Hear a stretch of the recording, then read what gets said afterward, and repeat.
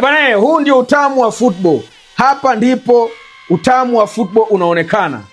Baada ya kikosi cha UEFA Champions League kutoka, tayari mijadala imekuwa mingi sana, na moja ya ishu kubwa ambayo inajadiliwa ni kwa nini Kylian Mbappe, top scorer wa UEFA Champions League, hayupo kwenye hiki kikosi. Na wengi wanaamini Dembele hakuwa na msimu mzuri sana kuliko Kylian Mbappe. Kwa hiyo Kylian Mbappe inabidi aingie, Dembele atupishe. Lakini pia wengine wanaamini Joao Neves, moja kati ya performance kubwa sana siku ya jana kwenye fainali, kwa nini hajapewa nafasi kwenye hiki kikosi? Na wengine wanaenda mbali sana kuamini kwamba Hakimi alideserve kuwepo kwenye kikosi mbele ya Loriente. Hayo ni maoni ya washikaji ambao wametoa juu ya kikosi cha UEFA Champions League.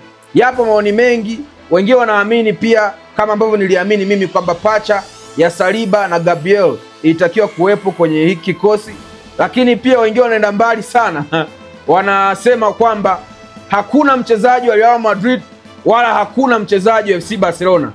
Hii inaonyesha wazi kwamba La Liga inaendelea kudondoka. Sasa maoni yangu kwenye kila wazo ambao watu wanalitoa juu ya kikosi hiki cha UEFA Champions League ni haya hapa. Tukianza na ishu ya Dembele. Kwa nini Dembele anaanza mbele ya Kylian Mbappe? Kwa nini Kylian Mbappe ameachwa, ambaye ni top scorer kwenye hii season ya UEFA Champions League, magoli 15, anapewa nafasi Dembele? To my side, Kylian Mbappe ni mchezaji binafsi sana, sio team player, na ndio maana magoli mengi aliyofunga Kylian Mbappe hayakuwa na msaada zaidi kuisaidia Real Madrid. Magoli mengi ambayo amekuwa akifunga Kylian Mbappe hayana msaada kwa timu.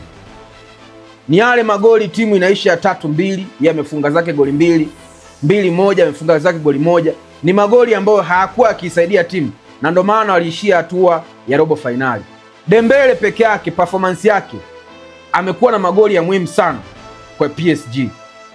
Amekuwa na performance nzuri sana kwenye game za kuanzia robo finali mpaka finali. Amekuwa akiscore, akiassist. Amekuwa ni team player, na ndio maana amepewa nafasi mbele ya Kylian Mbappe. Lakini pia rating zake kwenye game zake kuanzia robo finali zimekuwa ni rating kuanzia 7 kwenda juu. So he is a team player na ana deserve kuwa mbele ya Kylian Mbappe ambaye timu yake iliishia hatua ya robo finali.